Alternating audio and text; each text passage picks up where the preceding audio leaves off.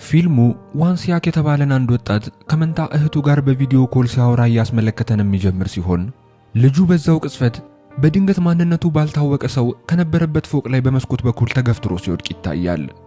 ወደ ታች ወድቆ ከስር ባለው በረዶ ላይ ደሙ በሚፈስበት ቅጽበት ቀይ ማሰሪያ ያለው ነጭ ጫማ ያደረገ አንድ ፊቱ የማይታይ ሰው ከደረጃ ላይ ሲወርድ ይታያል። ስልኩ በድንገት በመቋረጡ ምን እንደተፈጠረ ባለማወቋ በቪዲዮ ኮል ስታወራ የነበረችው መንታ እህቱ በጣም ትደነግጣለች። እቺ ልጅ ስሟ ቻንሚ ሲሆን ቡሳን በተባለ ሁለተኛ ደረጃ ትምህርት ቤት ውስጥ ታዋቂ ተኳሽ ስትሆን በውድድር ላይ በነበረችበት ወቅት ከወንድሟ ጋር አድርጋው ስለነበረው የመጨረሻው የስልክ ጥሪ ማሰብ ማቆም ስላልቻለች ያልተጠበቁ ስህተቶችን ትሰራና ብዙዎች ከሷ ሲጠብቁት የነበረውን ትልቅ የሆነ የወርቅ ሜዳሊያ ታጣለች። ባለፉት 3 ቀናቶች ውስጥ የወንድሟ የዋንሲያክ ስልክ ዝግ ሆኖ ስለቆየባት ቻንሚ ጭንቀቷ ከጊዜ ወደ ጊዜ እየጨመረ በመሄዱ ወደ ወንድሟ ትምህርት ቤት ትሄድና ስለሱ አንዳንድ ነገሮችን መጠየቅ ትጀምራለች።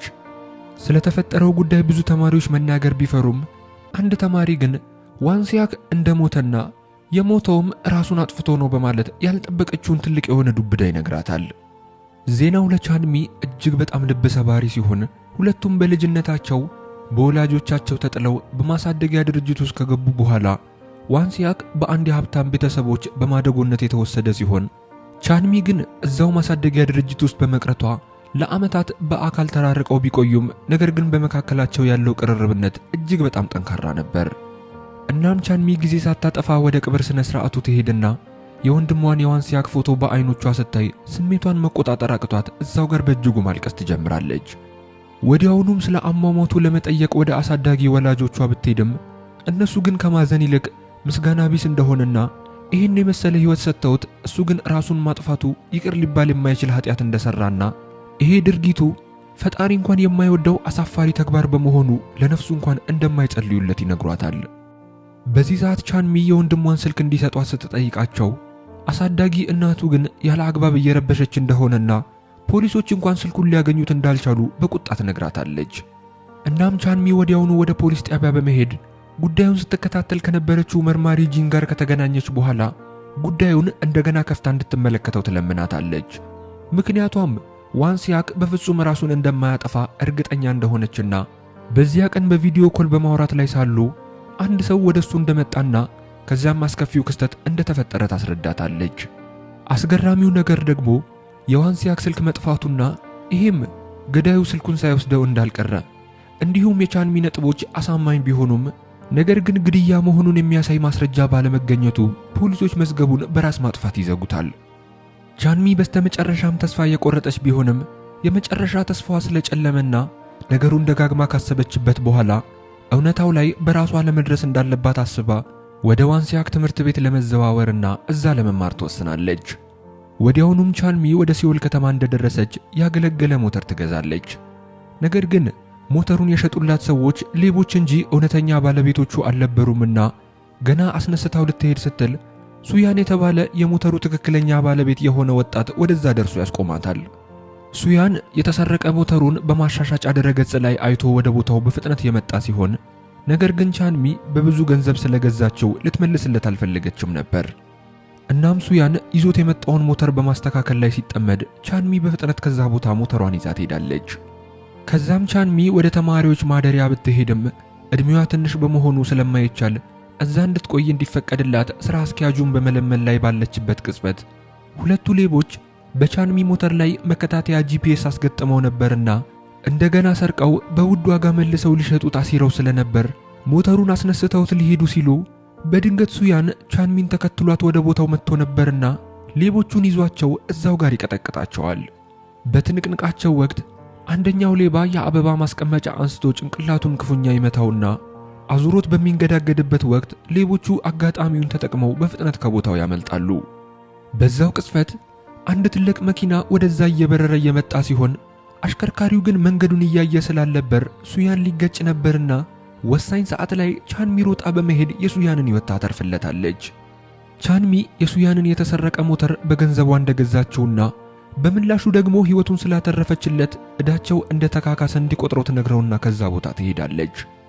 በማግስቱ ቻንሚ በፍርሃት ወደ አዲሱ ትምህርት ቤቷ ሞተሯን አስነስታ መሄድ እንደጀመረች መታጠፊያ መንገድ ላይ በድንገት ከሱያን ጋር ይገጣጠማሉ። ሊጋጩ ነበርና መሪዋን በፍጥነት በማዞሯ ወደ ቆሻሻ ክምር ሄዳ ቆሻሻ መሃል ላይ ትወድቃለች። እንደ አጋጣሚ ሆኖ ሁለቱም ወደ አንድ ትምህርት ቤት እየሄዱ ስለነበር ሱያን የሱ ጥፋት እንደሆነ ስለተሰማው ዩኒፎርሙን አውልቆ ይሰጣታል። እናም ቻንሚ ወደ ትምህርት ቤት እንደገባች ሁለት ሴቶች ከርቀት ያዩአትና ዩኒፎርሙ ላይ ባለው ባጅ ምክንያት የሱያንን ዩኒፎርም እንደለበሰች ሲያስተውሉ እሷና ሱያን በጣም የተቀራረቡ ስለመሰላቸው ወዲያውኑ እየሮጡ ጂሁን ለተባለች ልጅ ያዩትን ነገር ይነግሯታል። ጂሁን ለረጅም ጊዜ ሱያንን ተወደው ነበርና በሰማችው ነገር ልቧ ይቃጠላል። ቻንሚ መጀመሪያ የሄደችው ወደ ትምህርት ቤቱ የተኩስ ቡድን ሲሆን አሰልጣኛቸውም የተኩስ ቡድኑ አምበል ለሆነችው ልጅ ቻንሚን እንድትረዳት ይነግራትና በመቀጠልም የክፍል ስም ጠሪያቸው ቻንሚን ወደ አዲሱ ክፍሏ ይወስዳታል። በአጋጣሚ እሷም ከሱያንና ከጂሁን ጋር አንድ ክፍል ውስጥ የተመደበች ሲሆን መምህሩም ቻንሚን ለክፍሉ ተማሪዎች በሚያስተዋውቅበት ወቅት ሱያን የላይኛውን ዩኒፎርሙን እንዳለበሰ ስለተመለከተ በብስጭት ይቆጣዋል። ይህንን ያየችው ቻንሚም በፍጥነት የሱያንን ዩኒፎርም ከቦርሷ ውስጥ አውጥታ መልሳ ትሰጠዋለች።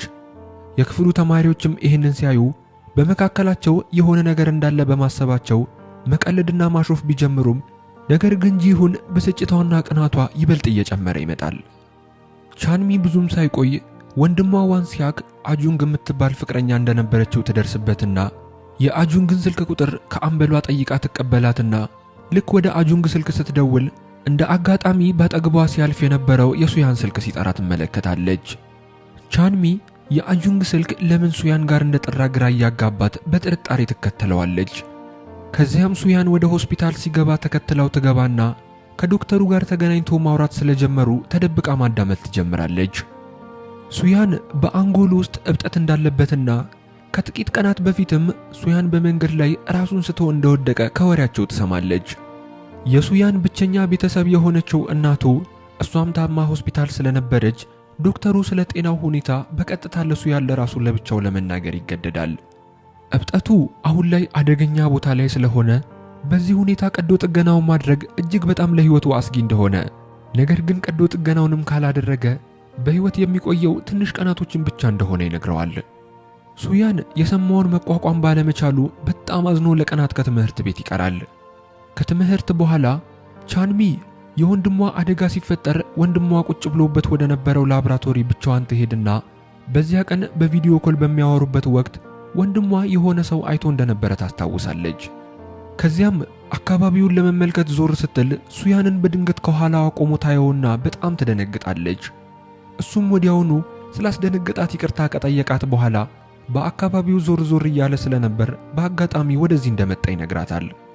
ያኔ የዋንሲያክ አደጋ በተፈጠረበትም ቀን ሱያን ለጎዳና ድመቶች ምግብ በሚያበላበት ወቅት በድንገት ከፍተኛ ድምፅ እንደሰማና ወደ ቦታው እየሮጠ ሲሄድ ዋንሲያክን እዛ ቦታ ላይ ወድቆ እንዳየው ይነግራታል። በመቀጠልም ሱያን ቻንሚ ወደዚህ ለምን እንደመጣች ቢጠይቃትም ቻንሚ ግን ስለ ወንድሟ አሟሟት በሚስጥር መመርመር ስለፈለገች ዋንሲያክ መንታ ወንድሟ እንደሆነ ሳትነግረው ትቀራለች። በምሳ ሰዓት ላይ በትምህርት ቤቱ ካፌ ውስጥ ትልቅ የሆነ የምሳ መብያ ትሪ ሲወድቅ የሚሰማ ድምፅ የሁሉንም ተማሪዎች ትኩረት ይስባል።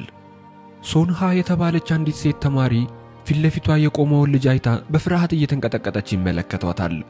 ከቻንሚ ጋር አብራ የተቀመጠችው አንበሏ ልጅም ልጁ ሳጆንግ የሚባል ባለጌ ተማሪ እንደሆነና ባለፈው ሲሚስተር ሶንሃ ላይ አስጸያፊ ተግባር ፈጽሞባት የነበረ ቢሆንም በቂ ማስረጃ ባለመገኘቱ ፖሊሶች ጉዳዩን እንደዘጉትና እሱም ወደ ትምህርት ቤት ያለምንም ቅጣት እንደተመለሰ ትነግራታለች። በዚያው ቅጽበት ሶያን የተባለች አንዲት ተማሪ ሳጆንግን ከርቀት ትኩር ብላ እየተመለከተችው ሲሆን አይኖቿ በጣም በኃይለኛ ቁጣም ተሞልተው ነበር። የዛኑ ቀን ምሽት ላይ ሱያን ወደ ቦሊንግ መጫወቻ ሲሄድ ከጓደኞቹ አጁንግና ሶዮን ጋር ይገናኛል።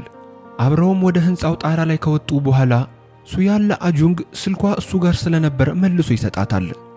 አጁንግ ጎበዝ የሆነች የአይዶል ሰልጣኝ በመሆኗ ማናጀሯ ደውሎ እንዳይጠራት ለመሸሽ ስትል ስልኳን ሱያን ጋር አስቀምጣ ስለነበር ቀኑን ሙሉ እሱ ጋር የቆየ ሲሆን ከተቀበለችው በኋላ ልክ እንደከፈተችው ከቻንሚ የተላኩላትን ስለ ዋንሲያክ የሚጠይቁ በርካታ መልእክቶችን ትመለከታለች። ሱያን ከቀናት በፊት ቻንሚን በላብራቶሪ ውስጥ ማግኘቱን በማስታወስ ለአጁንግ የላከችላትን መልእክት ሲመለከት ቻንሚና ዋንሲያክ የሚያገናኛቸው የሆነ ነገር እንዳለ ይረዳል። በሌላ በኩል ቻንሚ ጄቡም ለተባለ አንድ ተማሪ ተኩስ እያስተማረችው ሲሆን ጄቡም ከሀብታም ቤተሰብ የመጣ ቢሆንም ከአንድ ዓመት በፊት በደረሰበት የመኪና አደጋ ምክንያት ትውስታውን በሙሉ አጥቷል። ዶክተሮች ወደ ቀድሞ ትምህርት ቤቱ እንዲመለስና ለማገገም እንዲያግዘው ዘንድ ተኩስ እንዲለማመድ ስለነገሩት ነው ቻንሚ እያለማመደችው ያለችው። እናም ቻንሚ ከልምምዱ በኋላ ወደ ዶርሟ ስትመለስ ሱያን እየጠበቃት ስለነበር እንደገና ያስደነግጣትና ይቅርታ ከጠየቃት በኋላ ዋንሲያክን እንዴት እንደምታውቀው ቢጠይቃትም ቻንሚ በመዋሸት የተኩስ ክለብ ውስጥ ከዚህ በፊት እንደተገናኙ ነግረዋለች። በዚህ ሰዓት ግን በድንገት ሱያን የጭንቅላት ህመሙ እንደገና ይነሳበታል። ህመሙ እስከ ማግስቱ ድረስ በክፍል ውስጥ የቀጠለ ሲሆን በድንገት ሊያስመልሰው ስለነበር ቶሎ ብሎ ወደ መታጠቢያ ክፍል ሲሄድ ቻንሚ ጉዳዩ ስላስጨነቃት ተከትለው ትወጣለች። ወደ መታጠቢያ ቤቱ ስትደርስ ሱያን ደህና ቢሆንም ነገር ግን በአስደንጋጭ ሁኔታ ከአንድ ክፍል ውስጥ የሚወጣ ደም ወለሉ ላይ ይመለከታሉ። በሩን በጋራ ሲከፍቱትም በአሳዛኝ ሁኔታ ሶንሃ ተጎድታ ራሷን ስታ ያገኟታል። ወዲያውኑ ሶንሃ በአምቡላንስ ወደ ሆስፒታል ብትወሰድም የህንፃው ጣራ ላይ ከጓደኞቹ ጋር የነበረው ሳጆንግ ቢደነግጥም ራሱን ለማረጋጋት ሲሞክር ይታያል። ፖሊሶች በዚህ ጉዳይ ምስክር የሆኑትን ቻንሚና ሱያንን አንዳንድ ጥያቄዎችን መጠየቅ የጀመሩ ሲሆን በሚገርም ሁኔታ ሁለቱም ተማሪዎች አስቀድሞ ከነበረው የዋንሲያክ ጉዳይ ጋር ግንኙነት ነበራቸው። በዚህ ሰዓት ቻንሚ መርማሪዋ ጂንን የዋንሲያክ መንታ እህት መሆኗን ለማንም እንዳትናገር ብትነግራትም መርማሪዋ ጂን ግን በዚህ በወንድሟ ጉዳይ ላይ መልሳ ጣልቃ እንዳትገባና የምትባለውን የማትሰማ ከሆነ ግን የወደፊት ህይወቷንም ሊያበላሸው እንደሚችል ታስጠነቅቃታለች። ቻንሚ ግን በምላሹ እውነቱን ማግኘት እንዳለባትና ለዚህም ቆርጣ እንደተነሳች ትነግራታለች። ከክላስ በኋላ ቻንሚ ከአጁንግ እንዲገናኙ የሚጠይቅ መልእክት ይደርሳታል። በዚህም ተነስታ እንዲገናኙ ወደ ተጠቀሰው ቦታ ላይ ስትሄድ በአጁንግ ፋንታ ሶዮን ነበረችና የመጣችው ቻንሚ ትንሽ ግራ ትጋባለች። እናም ሶዮን ስለ ዋንሲያክ ለማወቅ ስትይ ጓደኛዬ አጁንግን በጣም እያስጨነቅሻትና እየረበሻት ስለሆነ ስለ ዋንሲያክ በደንብ ማወቅ የምትፈልጊ ከሆነ ኢንሶሚ የተባለችዋን ተማሪ ጠይቂ፣ ከዚህ በኋላ አጁንግን ማታስቸግሪያት ትላታለች። በዚህም ቻንሚ ኢንሶሚ የተባለችውን ተማሪ ፈልጋ ካገኘቻት በኋላ ኢንሶሚ የዋንሲያክን ሞት ስትሰማ ደስተኛ እንደነበረች ትነግራታለች። ከሁለት ዓመት በፊት ኢንሶሚ የዋንሲያክን ጓደኛ ለማስፈራራት አርግዣለሁ ብላ ዋሽታው እንደነበርና ዋንሲያክም ውሸቱን ደርሶበት ስላዋረዳት ትምህርት ቤት ለመቀየር እንደተገደደች ትነግራታለች። ከሷም በተጨማሪም ሌሎች ብዙ ተማሪዎችም ዋንሲያክን እንደሚጠሉትና እሱ ቆሻሻ ሰው እንደነበር እንዲሁም የሰዎችን ሚስጥር በመጠቀም ያስፈራራቸው እንደነበረ ትነግራታለች። ቻንሚ እየሰማች ባለችው ነገር ልቧ በጣም እየተሰበረ ሲሆን ያሩሩ የሚመስላት ወንድሟ ዋንሲያክ እንዲህ አይነት ሰው ነው ብላ ማመንና መቀበል እጅግ በጣም ይከብዳታል። በተመሳሳይ ሰዓት ሶዮን ሆስፒታል ሰው ለመጠየቅ በሄደችበት ጊዜ ወደ ሆስፒታሉ እንደገባች ባለፈው ጊዜ ተጎድታ ከትምህርት ቤት በአምቡላንስ የተወሰደችውን የሶንሃ ወላጅ አባት ታገኘዋለች። የሶንሃ አባት በልጁ መጎዳት ልቡ ክፉኛ ተሰብሮ ስታይ የሷን ያለፈ ጊዜዋን ያስታውሳታል። እሷም በትምህርት ቤት ውስጥ እንደ ሶንሃ በተማሪዎች የምትደበደብና ልቧ ክፉኛ የተሰበረ ተማሪ ነበረች። በዛን ጊዜ ሱያን የደረሰባትን በደል በመመልከቱ ሲያጠቋትና ሲበድሏት የነበሩትን ተማሪዎች እንደቀጠቀጣቸውና ይቅርታም እንዲጠይቋት እንዳደረጋቸው እያስታወሰች በዚህም እንደገና በህይወት የመኖር ተስፋ እንዲኖራት ስላደረጋት አሁን ደግሞ እሷ በተራዋ ሶንሃን መርዳት እንደምትፈልግ ለሶንሃን አባት ትነግሯለች። በዚህም የሶንሃ አባት ለሶዮን አንድ ስምምነት ያቀርብላታል። እናም ሶዮን ከሶንሃ አባት ጋር እንደተለያየች ሱያን የእናቱን የሕክምና ወጪ ለመሸፈን ገንዘብ እንደሚያስፈልገው ታውቅ ስለነበር ወዲያውኑ ወደ ሱያን ትሄዳለች። ከዚያም ለሱያን ሳጆንግን ከዚህ ትምህርት ቤት ለማስወጣት እንዲረዳትና ይህንን ካደረገላት የተወሰነ ገንዘብ ማግኘት እንደሚችል ትነግረዋለች። ሱያን ይህንን ሲሰማ በፍጹም ሊያደርገው እንደማይችል ቢነግራትም ነገር ግን የእናቱ ሁኔታ እየተባባሰ በመምጣቱና የገንዘብም ችግር ከአቅሙ በላይ የሆነ ስለመጣ አማራጭ በማጣቱ በሐሳቡ ይስማማል። ከዚያም ሱያን ልብሱን ወዲያውኑ ይቀያየርና ፊቱን ሙሉ በሙሉ በመሸፈን ወደ ተማሪዎቹ ዶርም ክፍል ይሄዳል። ሳጆንግ ዶርም ውስጥ ብቻውን ሆኖ ሶንሃን ከትምህርት ቤቱ እንድትወጣ የሚያስፈራራበትን የሶንሃን የእርቃን ፎቶግራፎች እያተመ ሲሆን በድንገት የክፍሉ በር መንኳኳት ይጀምራል። ሳጆንግም በሩን እንደከፈተው ጭምብል አድርጎ የመጣው ሱያን ወዲያውኑ ጥቃት ይሰነዝርበታል። ከዚያም ከደበደበው በኋላ ወንበር ላይ አስቀምጦት ያስረውና ከነገ ጀምሮ ትምህርት ቤት እንዳይመጣ ሲያስጠነቅቀው በነገሩ ክፉኛ የደነገጠው ሳጆንግ ወዲያውኑ ይስማማል። እናም ሱያን ክፍሉን ዞር ዞር እያለ መቃኘት ሲጀምር እያተመ የነበራቸውን ፎቶዎች ያያቸዋል። በዚህም ሱያን በእጅጉ በመናደድ ስሜቱን መቆጣጠር አቅቶት ሳጆንግን ክፉኛ መደብደብ ይጀምራል። ቀደም ሲል ዶክተሩ በአንጎል ውስጥ ያለው እብጠት የባህሪ መለዋወጥና የግለፍተኝነት ስሜት ሊያመጣ እንደሚችል ነግሮት እንደነበር ያስታውስና ሱያን ተረጋግቶ ወደ ራሱ ሲመለስ ወለሉ ሙሉ በሙሉ በሳጆንግ ደም እንደተሸፈነ ያስተውላል። በከፍተኛ ድንጋጤም ወዲያውኑ ከዶርሙ ግቢ በግንብ በኩል ዘሎ ያመልጣል። በዚያ ቅጽበት ቻንሚ እንደ አጋጣሚ በሞተሯ በዛ በኩል እያለፈች ነበርና እንደ ድንገት ይገናኛሉ። በሱያን ጫማ ላይም ደም ብትመለከትም ነገር ግን ነገሩ ትንሽ ስላስደነገጣት ሳትጠይቀው ትቀራለች። ከዚያም በኋላ ሱያን ባልተጠበቀ ሁኔታ ከቻንሚ ጋር በመገናኘታቸው ትንሽ ይረበሻል። ምሽት ላይም በተፈጠረውና ባደረገው ነገር ሊረጋጋ ባለመቻሉ ራሱን ለማረጋጋት ሲል ወደ ቦክስ መለማመጃ ይሄዳል። በማግስቱ ቻንሚ የሟች ወንድሟን መቃብር ለመጎብኘት ወደ መቃብር ስፍራ ትሄዳለች። ወንድሟ እንዲህ አይነት ህይወት ለምን እንደነበረው ግራ ገብቷል ስለነበር ገዳዩን ፍለጋዋን መቀጠል አለመቀጠሏን እርግጠኛ አልነበረችም። እንደ አጋጣሚ ሆኖ ሱያንም የሞተውን ወንድሙን ለመዘከር እዚያ ቦታ ላይ ነበርና በአጋጣሚ ይገናኛሉ። ከዚያም ቻንሚ ለሱያክ እሷና የሞተው ዋንሲያክ መንትያዎች መሆናቸውን በግልጽ ትነግረውና ይህንን ጉዳይ በሚስጥር እንዲይዘው ትነግረዋለች። ሱያንም ለማንም እንደማይናገር ቃል ከገባላት በኋላ የሱም ወንድም እንዴት እንደሞተ ይነግራት ይጀምራል።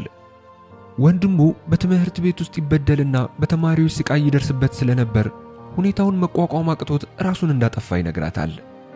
በነበራቸው ግልጽ ንግግር ምክንያት ሁለቱ ቀስ በቀስ ይበልጥ እየተቀራረቡ ይመጣሉ። ብዙም ሳይቆይ ሳጆንግ ከወላጆቹ ጋር በዊልቸር ወደ ትምህርት ቤት ይመጣል። ሳጆንግ በደረሰበት ጉዳት መቀጠል ባለመቻሉ ከዚህ ትምህርት ቤት የለቀቀ ሲሆን ተማሪዎቹ ይሄ ባለጌ ተማሪ በስተመጨረሻ በመሄዱ በደስታ መጮህ ይጀምራሉ።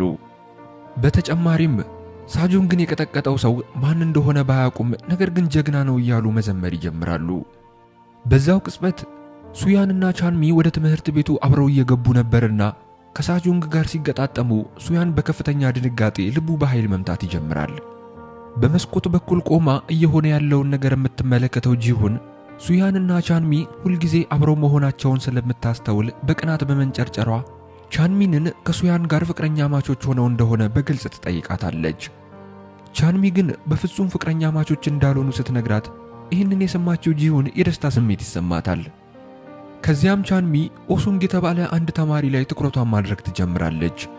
ኦሱንግ የተባለው ይሄ ተማሪ ኢንሶሚ ቀደም ሲል እርጉዝ እንደሆነች በመናገር ልታስፈራራው የሞከረችው የዋንሲያክ ጓደኛ ነበር። በዚህም ቻንሚ ስለ ዋንሲያክ ልትጠይቀው ኦሱንግ የተባለውን ልጅ ብታገኘውም ነገር ግን ምንም ጠቃሚ የሆነ ነገር ሊነግራት አልቻለም ነበር። ኦሱንግ ዋንሲያክ የረዳው ጥሩ ጓደኛው እንደነበረ ብቻ ነው የነገራት። በዚህም ቻንሚ በሁኔታው እጅግ በጣም ግራ እየተጋባች ሲሆን ከተለያዩ ሰዎች የተለያዩ ወሬዎችን እየሰማች ስለነበር በእውነቱ ወንድሟ ጥሩ ሰው ይሁን መጥፎ ሰው መለየት ያቅታታል። በዚህ ሰዓት ኦሱንግ ተነስቶ ሲሄድ ስልኩን ጠረጴዛ ላይ ረስቶ እንደሄደ ታስተውልና ሞተሯን አስነስታ ተከትላው ወደ ቤቱ ድረስ ትሄዳለች። ወደ ቤቱም ደርሳ ቻንሚ የበሩን ደውል ስትደውል ግን ባልጠበቀችው ሁኔታ ጂሁን በሩን ትከፍተዋለች። ከዚያም ጂሁን እየተመነቃቀረች ቻንሚ ልትመልስ የመጣችውን ስልክ ትቀበላትና ተመልሳ ትገባለች። በአስገራሚ ሁኔታ ጂሁንና ኦሱንግ የእንጀራ ወንድምና እህት ሲሆኑ ነገር ግን መልካም የሆነ ግንኙነትና ቅርርብነት አልነበራቸውም። በዚያኑ ቀን ምሽት ሶዮን በድጋሚ የሶንሃን አባት ለማግኘት ወደ ሆስፒታሉ የሄደች ሲሆን ተጎድታ የነበረችው ሶንሃ ሳጁንግ ከትምህርት ቤቱ መውጣቱን ሆስፒታል ሆና ስትሰማ በደስታ ታነባለች። አባቷም ትልቅ የሆነ እፎይታ ተሰምቶት በደስታ ለሶዮን ቃል የገባላትን ገንዘብ ይሰጣታል። በዚህም ሶዮን ገንዘቡን እንደተቀበለች ወዲያውኑ ለሱያን ሄዳ ትሰጠዋለች።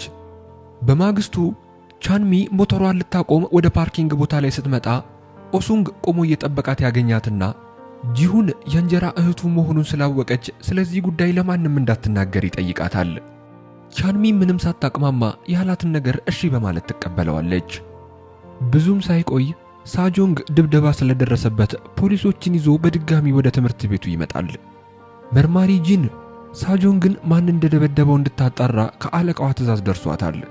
እናም ፖሊሶቹ የደህንነት ካሜራዎችን ሲመለከቱ ድርጊቱ በተፈጸመበት ወቅት አንዲት ሴት ልጅ በሞተር በቦታው በኩል ስታልፍ የሚታይ ሲሆን የልጅቷ ማንነት የማይታይ ቢሆንም ነገር ግን መርማሪ ጂን ልጅቷ በድንገት እዛ ቦታ ላይ ቆማ እንደነበር ስትመለከት ልጅቷ የቆመችው የሆነ የምታውቀው ሰው አይታ እንደሆነ ትገምታለች። በፖሊሶቹ ጉብኝት ምክንያት ተማሪዎቹ ስላልታወቀው ጀግናቸው በድጋሚ ወሬዎችን ማውራት ይጀምራሉ። አንዳንድ ተማሪዎች ደግሞ ይሄ ያልታወቀ ተማሪ ጉልበተኛውን ሳጆንግን ማንበርከክ ከቻለ ባለፈው ጊዜ ዋንሲያክ የተገደለው በዚህ ልጅ ሳይሆን እንዳልቀረ ግምታቸውን ይናገራሉ። ይህንን የሰማችው ቻንሚ ከቀናት በፊት ሱያንን ያገኘችበትን ምሽት ታስታውስና ሱያን የሳጆንግ ደብዳቤ ሳይሆን እንዳልቀረ ምናልባትም ደግሞ የወንድሟ ገዳይም እሱ ሊሆን እንደሚችል መጠርጠር ትጀምራለች። እናም ከትምህርት በኋላ ቻንሚ የሱያንን መኖሪያ አድራሻ ፈልጋ ታገኝና በድብቅ ወደ ቤቱ ከሄደች በኋላ ገብታ ስትበረብር በደም የተጨማለቀ ጫማ ታገኛለች። በዚህም ቅጽበት ሱያን ወደ ቤቱ ተመልሶ የመጣ ሲሆን በድንገት ግን የጭንቅላት ህመሙ ተነስቶበት እዛው ወለሉ ላይ ተስለፍልፎ ይወድቃል። ቻንሚ የገባችው ተደብቃ ስለነበር ከመርዳት ይልቅ ሳያያት ጫማውን ይዛ ከዛ ቤት ትወጣለች። ወደ ዶርሟም ስትመለስ ግን ፖሊሶች በሞተሩ ላይ የነበረችው ልጅ እሷ መሆኗን ስለደረሱበት ለጥያቄ ወደ እሷ ይመጣሉ። ቻንሚም ሳትዋሽ በዚያ ምሽት ያየችው ሱያንን መሆኑን ትነግራቸዋለች።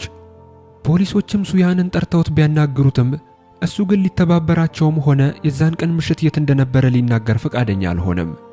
በማግስቱ ቻንሚ ጫማውን ለሱያን ትመልስለትና ደሙ ከጭንቅላቱ በሽታ ጋር ተያይዞ ሲነስረው የተንጠባጠበበት እንደሆነ ታስባለች። ሱያንም ጫማውን ይቀበላትና የሳጁንግ ደብዳቤ ዋንሲያክን እንደገደለው እንደማያስብ ይነግራታል። በዚህ ሰዓት ቻንሚ በድንጋጤ ምን ማለቱ እንደሆነ ብትጠይቀውም ሱያን ተጨማሪ ነገር መናገር ስላልፈለገ ዝም ይላታል። ከትምህርት በኋላም ቻንሚ ወደ ሎከሯ ሄዳ ሎከሯን ስትከፍተው ያልታወቀ ሰው ያስቀመጠውን ወደ አዳራሹ እንድትመጣ የሚጠይቅ መልእክት ታገኛለች። ወዲያውም ትሄድና ወደ አዳራሹ ብትገባም አንድ ሰው ከጀርባዋ ጭንቅላቷን መጥቶ ይጥላትና ስልኳን አንስቶ በአሻራዋ ይከፍተዋል። ከቆይታዎች በኋላ ቻንሚ ስትነቃ ራሷን ሆስፒታል ውስጥ ታገኘዋለች። ጄቡም ከአጠገቧ የነበረ ሲሆን አስቀድሞ ቻንሚ ወደ አዳራሹ ስትገባ ከሩቁ ስላያትና ለረጅም ሰዓታት ሳትወጣ ስለቆየች ሊያት ወደ ውስጥ ሲገባ ወድቃ እንዳገኛት ይነግራታል። እናም ቻንሚ ሕይወቷን ስላተረፈላት እጅግ አድርጋ ታመሰግነዋለች። በማግስቱ ጂንሁ ወደ ክፍሏ ስትሄድ ተማሪዎች ኮሪደር ላይ ሆነው ስለሷ ሲያንሽኳሽኩ ተሰማለች። ልክ ስልኳንም ከፍታ ስታየው የሷ ያልሆኑ የውሸት የተቀናበሩ የራቁት ቪዲዮዎችን በየቦታው እየተሰራጩ እንደሆነ ተመልክታ ትደነግጣለች። ፎቶዎቹም ከማን እንደተላኩ ስታጣራ ለተማሪዎቹ ያላከችው የተኩስ ቡድኑ አምበል መሆኗ ይነገራታል። ወዲያውኑም በከፍተኛ ንዴት ወደ አምበሏ ብትሄድም አንበሏ ልጅም ፎቶዎቹን ቻንሚ እንደላከችላት ትነግራታለች። ምን እንደተፈጠረ ያላወቀችው ቻንሚ ተማሪዎቹ ወደ ተሰበሰቡበት ምን እንደተፈጠረ ለማየት በመጣችበት ቅጽበት ጂዋን በንዴት በጥፊ ትመታታለች። ልትደግማትም ስትል ሱያን በድንገት ወደዛ ቦታ ይመጣና እጇን ይዟት ከዛ ቦታ ይዟት ይሄዳል። ቻንሚ ግን ባልሰራችው ጥፋት መወንጀል ስላልፈለገች እጇን ታስለቅቀውና ታስቆማቸዋለች።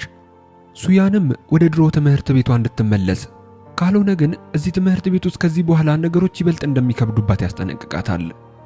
ወዲያውኑም ቻንሚ ወደ አምበሏ ትሄድና ስልኳን ተቀብላት ፎቶዎቹ ወደ አምበሏ የተላኩበትን ሰዓት ስትመለከት እሷ አዳራሽ ውስጥ ተመታ ራሷን በሳተችበት ሰዓት እንደሆነ ትመለከታለች።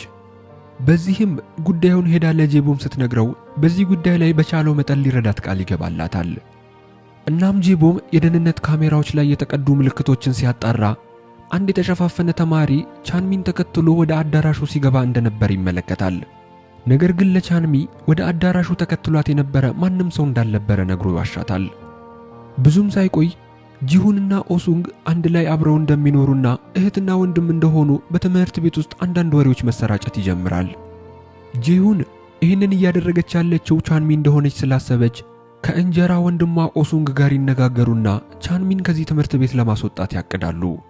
በአስገራሚ ሁኔታ የፖሊሶቹ አለቃ የኦሱንግ አባት ነበርና ኦሱንግ ወደ አባቱ በመሄድ ቻንሚ እድሜዋ ሳይደርስ የተማሪዎች ዶርም ውስጥ እንደምትኖርና ህገወጥ እንደሆነች ይነግረዋል። በሌላ በኩል ደግሞ ጄሁን ቻንሚን ለማስደብደብ በርካታ ዱርዬ ሴቶችን ይዛ ወደሷ ትመጣለች። እንደ አጋጣሚም ሆኖ ሱያን ቻንሚ ስትደበደብ ከርቀት ይመለከታል። ሊረዳትም በፍጥነት ወደ ቦታው ቢሄድም ሴቶቹ አስቀድመው ቻንሚን አቅሱለዋት ከዛ ቦታ የሄዱ ሲሆን ቻንሚ ወደ ዶርሟ ልትሄድ ሞተሯ ላይ በወጣችበት ቅጽበት ሱያን የቻንሚን ዋሌት የተደበደበችበት ቦታ ላይ ወድቆ ያገኘዋል። እናም ቻንሚ ወደ ዶርሟ እንደደረሰች ግድግዳው ላይ በሐሰት የተቀናበሩ የእሷን የራቁት ፎቶዎች ታገኝና በጣም ትደነግጣለች። በዚህም ሳያበቃ ስራ አስኪያጁ መጥቶ ፖሊሶች ማስጠንቀቂያ ስለሰጡት ከዚህ ዶርም ካሁን በኋላ እንድትወጣ ያዛታል። ተከትሏት መጥቶ ስለነበር የተፈጠረውን ያየው ሱያንም ዋሌቷን መልሶ ከሰጣት በኋላ አዝኖላት ወደሱ ቤት እንድትመጣ ይጋብዛታል። በዚህም እሱ ታች የቦክስ መለማመጃው ጋር ሲያድር ቻንሚን ደግሞ የሱ ክፍል ውስጥ እንድታደር ያደርጋል። እናም ቻንሚም ለማመስገን በማሰብ በጠዋት ተነስታ የሚጣፍጥን ቁርስ ትሰራለታለች። ወደ ትምህርት ቤትም እንደተመለሱ ቻንሚ በሎከሯ ውስጥ እንደገና መልእክት ታገኝና ይህንን እያደረገች ያለችው ጂዋን እንደሆነች ስላሰበች ወደ ጂዋን በመሄድ ምንም ያህል ከዚህ በላይ ብትበድላትም ከዚህ ትምህርት ቤት ፈጽሞ እንደማትለቅ ትነግራታለች። በሌላ በኩል ሳጆንግ ከሁለት ጉልበተኞች ጋር አብሮ በመሆን ኦሱንግን ያስጠራውና በቻለው ፍጥነት ደብዳቤው ማን እንደሆነ ቶሎ ብሎ እንዲያጣራለት ይጠይቀዋል። ከዚያም ሶስቱም ወደ ቅርጫት ኳስ ሜዳው በመሄድ በሚጫወቱበት ወቅት ጄቡም ይመጣና አሁኑኑ ከዚህ ቦታ መሄድ እንዳለባቸው ይነግራቸዋል። ነገር ግን ከመካከላቸው አንደኛው ልጅ ጄቡምን መጥቶ ወለሉ ላይ ይጥለዋል። የተመልካች መቀመጫው መሃል ላይ እንቅልፍ ሸለብ አድርጎት የነበረው ሱያን በጸቡ ምክንያት ከእንቅልፉ ይነቃል። በዚህም ጄቡምን ሊያግዘው ቢመጣም በድንገት ከቁጥጥር ውጪ ሆኖ ተማሪዎቹን ክፉኛ ሲደበድባቸው ጄቡም እንደምንም ብሎ ያስቆመዋል። ጸቡን በዝምታ ሲመለከት የነበረው ሳጆንግ የሆነ ተመሳሳይ የሆነበትን ነገር ያስተውላል። በሌላ በኩል ቻንሚ በድጋሚ ከባለፈው ጋር ተመሳሳይ የእጅ ጽሑፍ ያለበትን ወረቀት ሎከሯ ውስጥ በድጋሚ ታገኝና ለተወሰነ ሰዓት በዝምታ ለብቻዋ ካሰበች በኋላ በድጋሚ ወደ አዳራሹ ለመሄድ ትወስናለች። ወደ አዳራሹ ስትሄድም አዳራሹ ውስጥ እንደ ወትሮ የተለመደ ንግግር እየተደረገ ቢሆንም ልክ እንደገባች በድንገት ዋንሲያክ በሞተበት ቀን የተቀረጸ ቪዲዮ በስክሪኑ ላይ መታየት ይጀምርና አዳራሹ በሙሉ በሁከት ይሞላል። ቻንሚ ወንድሟ እንዴት እንደተገደለ ስትመለከት ልቧ በሐዘን አይኖቿ በእንባ ይሞላሉ።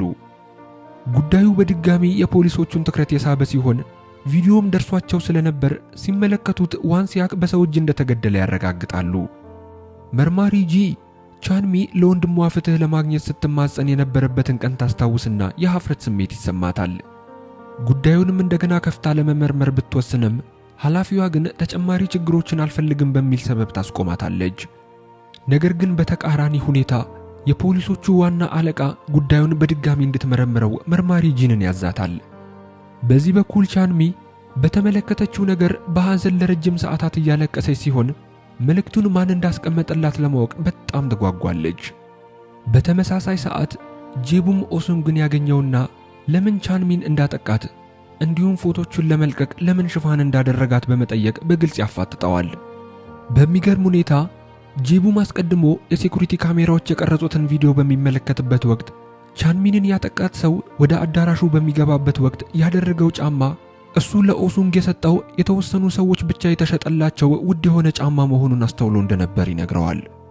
ኦሱንግ በዚህ ሰዓት አማራጭ ስላልነበረው ቢያምንለትም ይህንን ያደረገበት ምክንያት ግን እንዳለው ይነግረዋል። የዛን ቀንም ስልኳን ከከፈተው በኋላ ቻንሚና ዋንሲያክ መንትያዎች መሆናቸውንም እንዳወቀ ሲነግረው ጄቡም በሰማው ነገር እጅግ በጣም ይደነግጣል። በቀጣዩ ቀን ቻንሚ ወደ ተኩስ መለማመጃው ቦታ እንድትመጣ የሚገልጽ መልእክት ስለደረሳት ወደ ቦታው ስትሄድ ባልጠበቀችው ሁኔታ ጄቡምን ታገኘዋለች። በዚህ ሰዓት እሱም ትንሽ ግራ የተጋባ ይመስላል። ወዲያውኑም አንድ ያልታወቀ ሰው በድንገት አልፏቸው ሲወጣ ይመለከቱና በፍጥነት ሊይዙት ቢወጡም ነገር ግን ወዲያው ይሰወርባቸዋል። ቻንሚም ግራ ስለተጋባች ለምን እንደመጣ ስትጠይቀው ጄቡም ወደ ተኩስ መለማመጃው ቦታ ብቻዋን ስትሄድ ስላያት ተጨንቆ እንደተከተላት ይነግራታል። በኋላም ጄቡም ከኦሱንግ ጋር ይገናኝና ወረቀቱን ሎከሯ ውስጥ ዛሬ የሚያስቀምጠው እሱ እንደሆነ ቢጠይቀውም ነገር ግን ኦሱንግ አንገቱን በመነቅነቅ ስለ ቻንሚ ማወቅ የሚፈልገውን በሙሉ እንዳወቀና እሷን በድጋሚ የሚጠራበት ምንም አይነት ምክንያት እንደሌለ ይነግረዋል። በኋላም ቻንሚ ከመርማሪዋ ጂን ጋር ለጥያቄ ትገናኝና መርማሪዋ የቻንሚ ጥርጣሬ ትክክል መሆኑን እንዳረጋገጡ እየነገረቻት ይቅርታ ከጠየቀቻት በኋላ የግድያው ቀን ከወንድሟ ጋር በቪዲዮ ኮል በሚያወሩበት ወቅት ያ ያልታወቀ ሰው ወደ ክፍሉ ሲገባ ዋንሲያክ ምን አይነት አስተያየት እንደነበረው ትጠይቃታለች። እናም ቻንሚ የተወሰነ ካሰበችበት በኋላ ምንም የተለየ ነገር እንዳላስተዋለች ስትነግራት እንድትሄድ ትፈቅድላታለች። እናም መርማሪ ጂን ሱያንንም ተጠራውና አንዳንድ ጥያቄዎችን በምትጠይቅበት ወቅት በወሬያቸው መሃል ኦሱንግ ለዋንሲያክ በጣም ቅርብ የነበረ ሰው መሆኑን ይነግራትና አንድ ጥሩ የሆነ መረጃ ታገኛለች። በሌላ በኩል የዋንሲያክ የድሮ ፍቅረኛ የሆነችው አጁንግ ወደ ትምህርት ቤት ስለተመለሰች ቻንሚ በፍጥነት ልታገኛት ትሄዳለች። አጁንግም ዋንሲያክ የውሸት ፍቅረኛዋ እንደነበርና ትክክለኛዋ ፍቅረኛዋ ሌላ ሰው እንደነበረ ትገልጽላታለች። እናም ቻንሚ ተጨማሪ ጥያቄዎችን መጠየቅ ብትፈልግም ነገር ግን ኦጁንግ ከጓደኛዋ ሶዮን ጋር ተነስታ ትሄዳለች። ምሳ ሰዓት ላይም ኦጁንግ ለጓደኞቿ አሁን ላይ የ12 ሳምንት ነፍሰ ጡር መሆኗንና ልጇንም መውለድ እንደምትፈልግ ትነግራቸዋለች። ሶዮን ይሄ ጉዳይ ሕይወቷን ሊያበላሸው እንደሚችል ስጋቷን ብትገልጽላትም ነገር ግን አጁንግ ደስተኛ እንደሆነችና ለጊዜው ግን አባቱ ማን እንደሆነ መናገር እንደማትፈልግ ትነግራቸዋለች። በሌላ በኩል ቻንሚ ወንድሟ ድሮ የሄድበት ወደ ነበረ አንድ ካፌ ፍንጭ ካገኘው በማለት ስትሄድ ሴጂን የተባለ አንድ የድሮ ጓደኛውን ታገኛለች። ሴጂን ዋንሲያክን በደንብ አድርጎ የሚያውቀው ሲሆን ዋንሲያክ ለሱ እጅግ በጣም ጥሩ ሰው እንደነበርና ከ2 ዓመት በፊት ሴጂን በሕይወቱ ከባድ ጊዜን ሲያሳልፍ እንደነበር እንዲሁም እነሳጆንግ እጅግ በጣም ይበድሉት የነበረ ሲሆን እድሜ ለዋንሲያክ ይሁንና በትምህርት ቤቱ መቆየት የቻለው በሱ ምክንያት እንደሆነ አሁን ላይ ግን ከዛ ትምህርት ቤት እንደወጣና አሜሪካ ለሚገኝ አንድ ኮሌጅ እንዳመለከተ ይነግራታል። በዚህ ሰዓት ሶዮን ከአጁንግ ጋር ለእርግዝና ክትትል ወደ ሆስፒታል ሄደው ሳለ አንድ ወጣት ዶክተሯን ሲያስፈራራት በአጋጣሚ ይመለከታሉ። አጁንግ የተወሰነ ካሰላሰለች በኋላ የልጁ ስም ጉጂያን መሆኑን እንዲሁም ከ2 ዓመት በፊት ጉጂያን አንዲት የወደዳትን ልጅ ፍቅሩን ሲገልጽላት አሻፈረኝ ስላለችው ብቻ በጩቤ ወቅቷት ገሏት እንደነበርና ሟች የዚህ ዶክተር ልጅ ብትሆንም ጉጂያን በወቅቱ እድሜው ለእስር ያልደረሰ በመሆኑ ተገቢውን ቅጣት ሳያገኝ እንደቀረ ታስታውሳለች። ሶያን ይህንን ስትሰማ ለሟች ልጅ በቀል ለመበቀል ስላሰበች ዶክተሯን ታስማማታለች። ከዚያም ለሱያን ጉጂያን የተባለውን ተማሪ ተንበርክኮ በሟች ልጅ ቤተሰቦች ፊት ለፊት ይቅርታ እንዲጠይቅ የማድረግ ተልእኮን ትሰጠዋለች። ይህንን ካደረገ የእናቱን የ6 ወር የሕክምና ወጪ የሚሸፍን ክፍያ እንደሚያገኝ ስለነገረችው ሱያን ያለምንም ማንገራገር ይስማማል። በማግስቱ ሶዮን ጉጂያንን በሚስጥር በመከታተል መረጃዎችን ለሱያን ታቀብለውና ሱያንም ሙሉ በሙሉ ከታጠቀ በኋላ ጉጂያን ወደ ነበረበት ሱቅ በመምጣት ጉጂያንን በቀላሉ ይዘዋል። እናም ጉጂያን ዶክተሯን ነገውኑ ጧት ላይ ይቅርታ ለመጠየቅ ስለተስማማ ሱያን እዛው በነበረበት ትቶት ይሄዳል። ነገር ግን ነገሮች እንደታቀዱት አልሄዱም ነበር። ፖሊሶች በማግስቱ ጧት የጉጂያንን አስክሬን በሱቅ ውስጥ ተጥሎ ያገኙታል። መርማሪዎቹ ሁኔታውን በደንብ ካጠኑ በኋላ ይሄ ግድያ ሳጆንግ ላይ ከደረሰበት ጥቃት ጋር ስለሚመሳሰል አንድ ላይ ጉዳዩን በማያያዝ በጋራ ምርመራ ማድረግ ይጀምራሉ። በሌላ በኩል የማስታወስ ችሎታውን ያጣው ጄቡም ቤቱ ውስጥ አንድ መጽሐፍ ያገኝና በመጽሐፉ ውስጥ እሱና ዋንሲያክ አብረው ተነስተውት የነበረን አንድ ፎቶ ያገኛል። ከዚያም ይህንን ጉዳይ ለኦሱንግ ሲነግረው ፖሊሶች በፎቶ ምክንያት ጄቡምን እንዳይጠረጥሩት ወዲያው ፎቶውን ተቀብሎት ያቃጥለውና ለራሱ ለጄቡምም ዋንሲያክን እንደሚያውቀው ለማንም እንዳይናገር ያስጠነቅቀዋል። በዚህ በኩል ሴጂን ወደ አሜሪካ ከመሄዱ በፊት ስለ ዋንሲያክ የሚያውቀውን ነገር ሙሉ በሙሉ ሊነግራት ስለፈለገ ቻንሚን ሊያገኛት ወደ ቻንሚ ይመጣል። ከዚያም ባልተጠበቀ ሁኔታ በቻንሚ ሎከር ውስጥ መልእክት ሲያስቀምጥ የነበረው አንዱ እሱ እንደሆነና በአዳራሹ ውስጥም ቪዲዮን ያጫወተው እሱ መሆኑን ይነግራታል። በተጨማሪም አደጋው በደረሰበት ቀን ጓደኛው ዋንሲያክን ከመስኮት አጠገብ ተቀምጦት ከሩቅ ስለተመለከተው ቪዲዮ ሊቀርጸው ካሜራውን አብርቶ የነበረ ሲሆን በኋላ ላይ ግን ከፍተኛ ድምፅ እንደሰማና ዋንሲያክን በደም ተሸፍኖ ስላየው በድንጋጤ ወዲያውኑ ከዛ ቦታ ለቆ እንደሄደና ለረጅም ጊዜ የተቀረጸውን ቪዲዮ እንዳላየው ይነግራታል።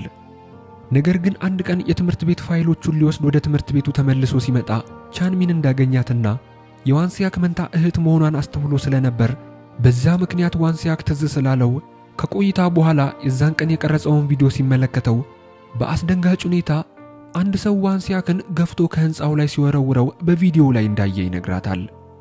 አሁን ግን እሱም እንደሷ ገዳዩ ማን እንደሆነ ሊደርስበት እንደሚፈልግና ገዳዩ ሱያን ሊሆን እንደሚችል እንደሚጠረጥር ይነግራታል።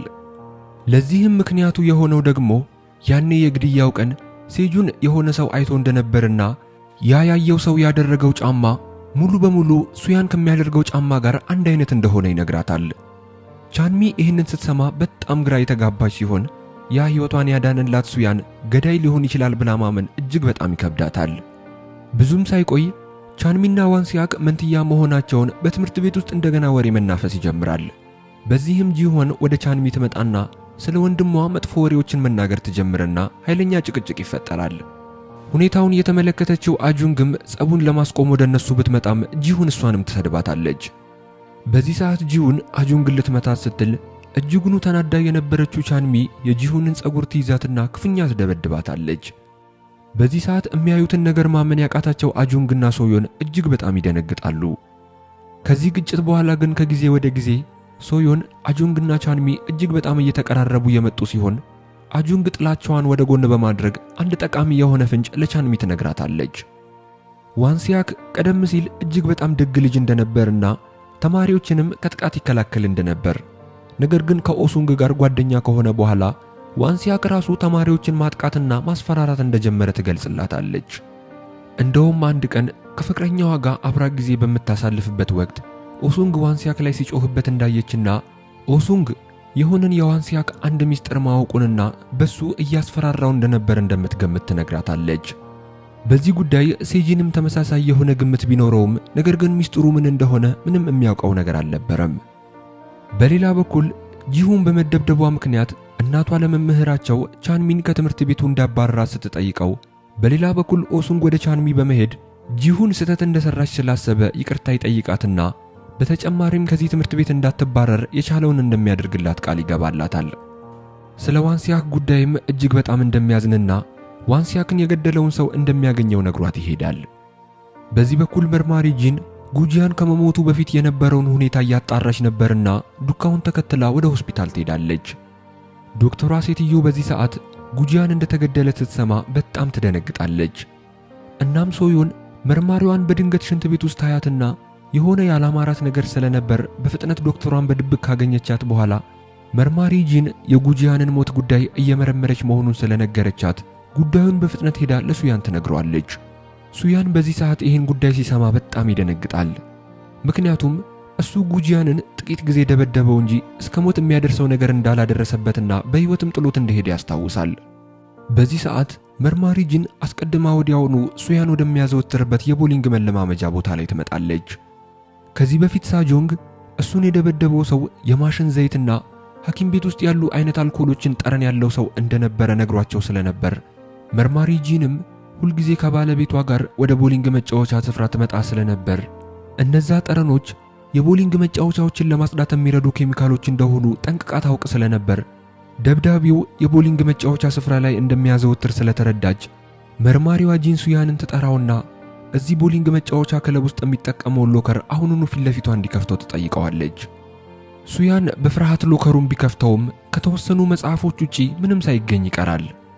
አሁንም ተስፋ ያልቆረጠችው መርማሪዋ በፍጥነት ሱያን ወደሚኖርበት የቦክስ መለማመጃ ማዕከል መኪናዋን አስነስታ ትሄዳለች።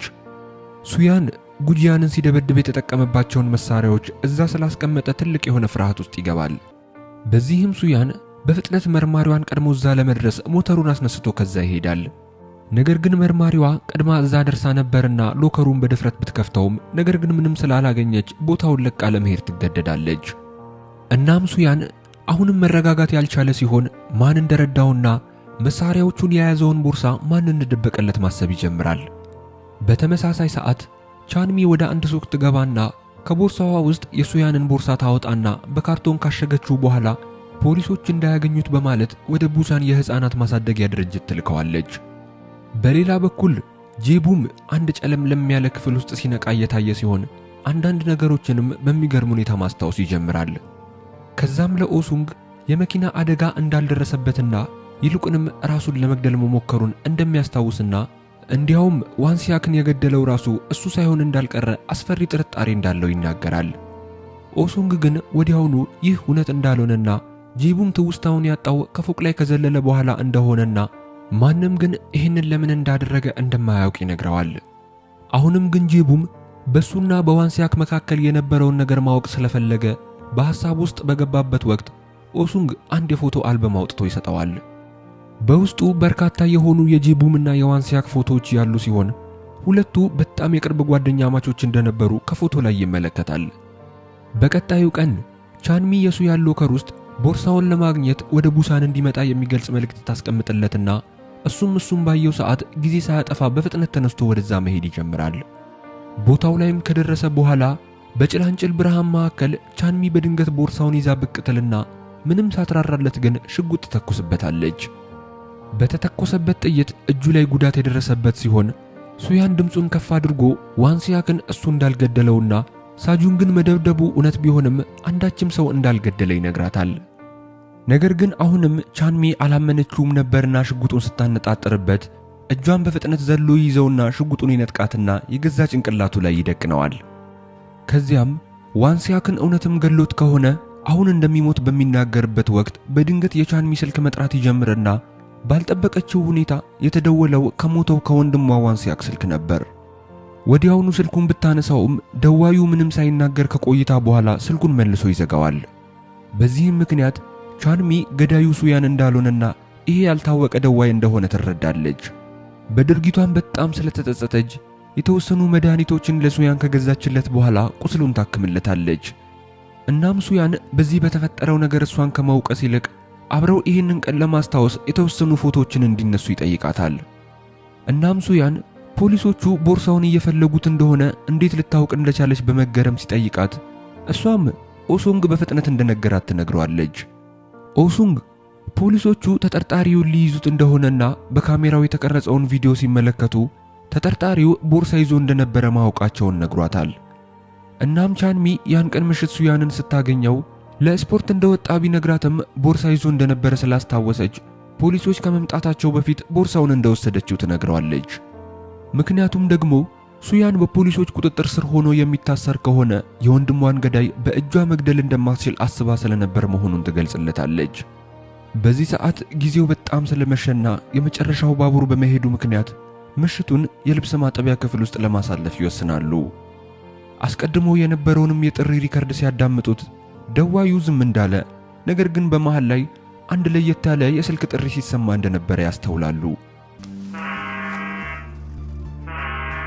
ሌሊቱን እዛው አሳልፈውም ቻንሚ በማግስቱ ጠዋት ስትነሳ ሱያን አስቀድሞ የሄደ ሲሆን ወደ ቡሳን እንደመጣ ለማንም እንዳትናገር የሚገልጽ መልእክትም አስቀምጦላታል። ወደ ትምህርት ቤትም ከመጣች በኋላ ሱያን እስካሁን እንዳልመጣ ታስተውላለች። በሰዓቱ ጄቡምም ክፍል ውስጥ ያልነበረ ሲሆን ጄቡም ብቻውን ጣራ ላይ ተቀምጦ ተፈጥረው ስለነበሩ ክስተቶች የተወሰነ ካሰበ በኋላ ወደ ቦክስ መለማመጃው ይሄዳል። በዚህ ሰዓት የሱያን ቤት የቦክስ መለማመጃ ማዕከል ውስጥ እንደመሆኑ ከቆይታዎች በኋላ ቻንሚ ወደ ሱያን ቤት መታ ወደ ውስጥ ስትገባ ያያታል። ሁኔታውንም ሊያጣራ ስለፈለገ ጄቡም አሁኑኑ እንድታገኘው የሚገልጽ መልእክት ለቻንሚ ልኮለት ከዛ ቤት እንድትወጣ ያደርጋታል። ልክ ቻንሚ ወደ ቀጠራት ቦታ ልትሄድም እንደወጣች ወደ ውስጥ ሲገባ መጽሐፍ ውስጥ የተቀመጠ ሱያንና ቻንሚ አብረው የተነሱትን ፎቶ ያገኘዋል።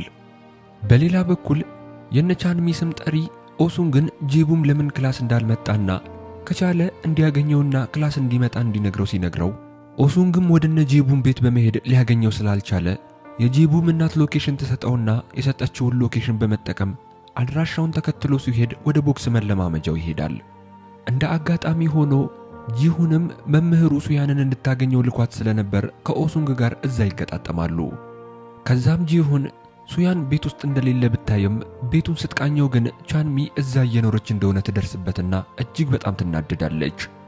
ከቦታውም ከመሄዳቸው በፊት በቅናት በጣም በመቃጠሏ ምክንያት ቻንሚን በትንሹም ቢሆን ልትቀጣት ታስባለች። በቀጣዩ ቀን ቻንሚ እንደተለመደው ወደ ትምህርት ቤት በሞተሯ በመሄድ ላይ ሳለች በድንገት የሞተሯ ፍሬን እየሰራ እንዳልሆነ ታስተውላለች። ምንም አማራጭ ስላልነበራትና ሰውንም ላለመግጨት ስትል ከትልቅ የቆሻሻ ክምር ጋር ትጋጭና ትንሽ ጉዳት ይደርስባታል። ሞተሯንም በመካኒክ ስታስፈትሸው መካኒኩ የሆነ ሰው ሆን ብሎ ፍሬኑን እንዳላለው ይነግራታል። ከዛም ወደ ሱያን ቤት ከተመለሰች በኋላ ቤቱ ተዘበራርቆና ዕቃዎች ተበታትነው ስላገኘች ሁሉንም ዕቃዎች ካስተካከለች በኋላ በመሃል ግን የሷና የሱያን ፎቶ እንደጠፋ ታስተውላለች። ወዲያውኑም በዚህ ሰዓት በር ይንኳኳና ሄዳ ስትከፍተው የመጣው ሱያን ሆኖ ታገኘዋለች። አስቀድሞ ከቀናት በፊት ገና ከባቡር ላይ እንደወረደ ራሱን ስቶ እንደወደቀና እስኪሻለው ድረስ ሆስፒታል መቆየት እንደነበረበት ከነገራት በኋላ እንደተጎዳች ስላስተዋለ ቀለል እንዲላት ካራኦኬ ወደ ተባለ መዝናኛ ቦታ ይወስዳታል።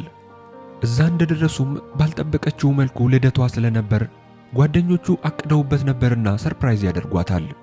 ወዲያውኑም ኦሱንግ ለጄቡም በእናቱ ትዕዛዝ መሰረት ወደ ቤት እንዲሄድ ሊነግረው ወደ ቦታው ሲመጣ ልክ ወደ ክፍል ውስጥ እንደገባ በድንገት ስልኩ ይጠራል። በዚህ ሰዓት ሱሃያክ አስቀድሞ የቻንሚ ስልክ ላይ በነበረው የጥሪ ቅጂ ላይ ሲሰማ የነበረውን የስልክ ጥሪ በድጋሚ እየሰማ በመሆኑ በድንጋጤ ደርቆ ይቀራል። በኋላም ላይ ቻንሚ ይህንን ስትሰማ እጅግ ስሜታዊ ትሆንና ኦሱንግን መግደል ብትፈልግም ነገር ግን ሱያን ካረጋጋት በኋላ ጥፋተኛው በአግባቡ እንደሚቀጣ ቃል ይገባላታል። ወደ ቤትም ከተመለሱ በኋላ አንዳንድ እቅዶችን ማውጣት የጀመሩ ሲሆን የሰሙት የስልክ ጥሪ በመመሳሰሉ ብቻ ኦሱንግን ገዳይ ማድረጋቸው ዋጋ የሌለው ነገር ስለሆነ የኦሱንግን ስልክ ማግኘት እንዳለባቸውና ሲሰሙት የነበረው ጥሪ የተደወለበት ሰዓት ኦሱንግ ስልክ ላይ ካለው የጥሪ መዝገብ ጋር አንድ አይነት ሰዓት እንደሆነ ካረጋገጡ ያ ገዳዩ ኦሱንግ መሆኑን እንደሚያረጋግጥላቸው ሐሳብ ያመጣል። ቆይቶም የወሬያቸውን ርዕስ ሲቀይሩና ለልደት ቀኗ ምን አይነት ስጦታ እንዲሰጣት እንደምትፈልግ ሲጠይቃት ቻንሚ የተወሰነ ካሰበችበት በኋላ ይህንን ውድ የሆነ የጫማ ማሰሪያ ክሩን ቢሰጣት ደስ እንደሚላት ትነግረዋለች። ሱያንም ይህንን ውድ የሆነ የጫማ ማሰሪያ ክር የሰጠችው ታማሚዋ እናቱ ስለሆነች ትንሽ ደብሮት ግራ ቢጋባም በማግስቱ ጠዋት ግን ውድ የሆነውን ክር አምጥቶ ለቻንሚ ይሰጣታል።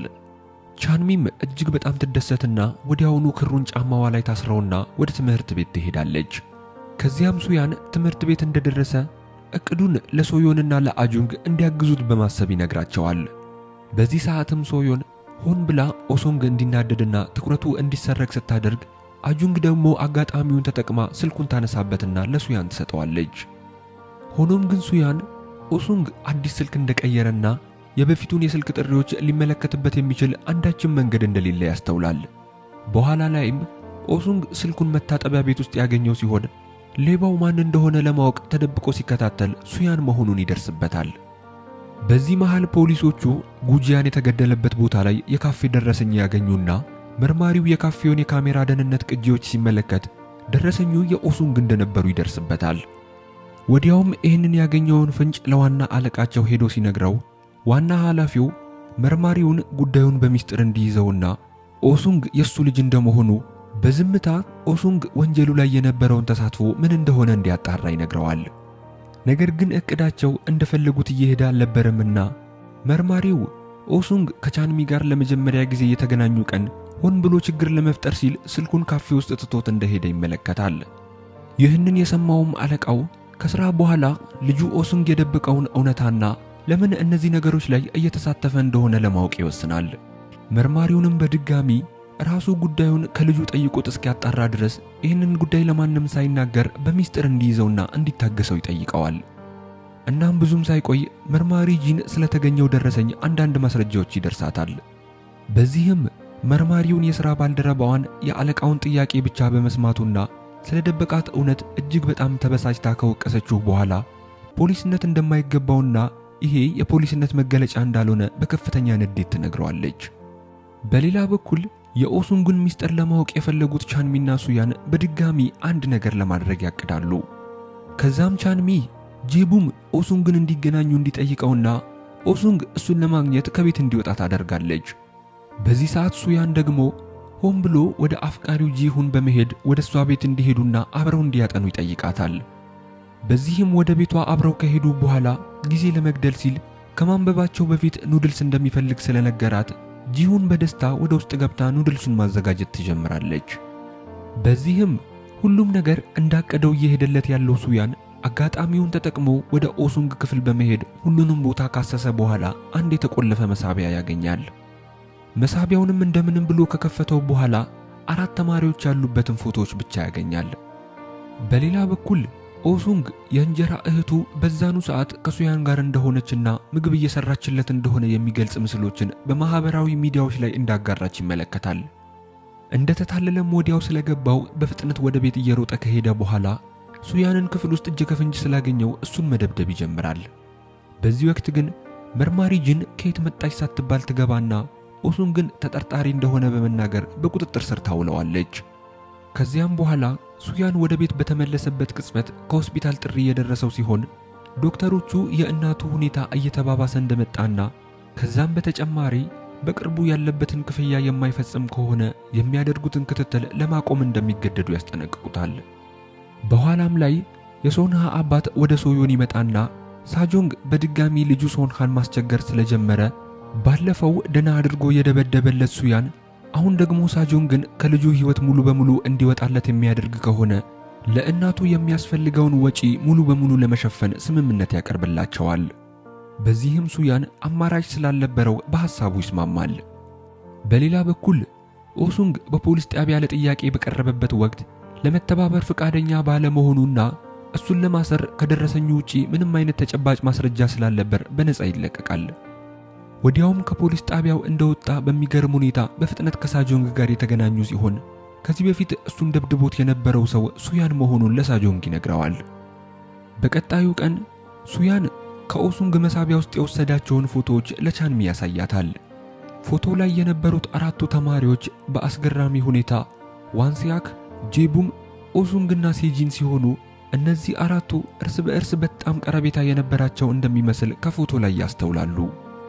በተመሳሳይ ሰዓት ፎቶዎቹ ከመሳቢያ ውስጥ እንደተሰረቁበት የተመለከተው ኦሱንግ ሱያን ላይ ምን ማድረግ እንዳለበት በሚያቅድበት ወቅት አባቱ በድንገት ይጠራውና ትላንትና ለምን ሲደባደብ እንደነበር በቁጣ ይጠይቀዋል። ኦሱንግም በምላሹ ሱያን በድብቅ ወደ ክፍሉ ገብቶ ሲበረብር እንደነበረና አንዳንድ ነገሮችን ሲሰርቀው እጅ ከፍንጅ አግኝቶት እንደነበረ ሲነግረው ይህንን የሰማው የኦሱንግ አባት ወዲያውኑ ሱያን ሆን ብሎ ያንን ደረሰኝ ወንጀሉ በተፈጸመበት ቦታ ላይ ጥሎት እንደሆነ መጠርጠር ይጀምራል። በዚህ ሰዓት እቅዱ የተሳካለት ኦሱንግም በደስታ የአባቱን ቢሮ ለቆ ይሄዳል። ከዛም ወደ ሳጁንግ በመሄድ ለሳጁንግ አሁንም ሶንሃን መረበሹን እንዲቀጥልና ሱያን ከዚህ በፊት እንዳደረገው ሶንሃን ማስቸገሩን እንዲያቆም ሊያስጠነቅቀው ወይም ሊደበድበው መምጣቱ ስለማይቀር ያኔ አጋልጠው እስር ቤት እንደሚያስወረውሩት ይነግረዋል። በሌላ በኩል ቻንሚ ጄቡም ካስታወሰ በሚል ሱያን የሰጣትን ፎቶዎች ወስዳ ብታሳየውም ለረጅም ጊዜ ከተመለከተው በኋላ ምንም ሊያስታውስ አለመቻሉን ይገልጽላታል። ከዚያም ጄቡም ወዲያውኑ ወደ ኦሱንግ በመሄድ አስቀድሞ የፎቶዎቹን አልበም በሰጠው ጊዜ ለምን የሱንና የዋንሲያክን ፎቶ ብቻ እንዳደረገበትና ሁሉንም ያሉበትን ፎቶ ለምን እንደደበቀው ይጠይቀዋል። ነገር ግን በዚህ ሰዓት ኦሱንግ አዲስ የኢንስታግራም አካውንት መክፈት ላይ ተጠምዶ ስለነበር እምቢለውን ነገር ችላ ይለዋል። ከዚያም ኦሱንግ በከፈተው አዲስ የኢንስታግራም አካውንት ላይ በርካታ ተከታዮችን ለመሳብ ሲል በዛ ያሉ የእህቱ የጂሁንን ፎቶዎችን ከሷ እየወሰደ በአዲሱ አካውንት ላይ በየቀኑ ማጋራት ይጀምራል።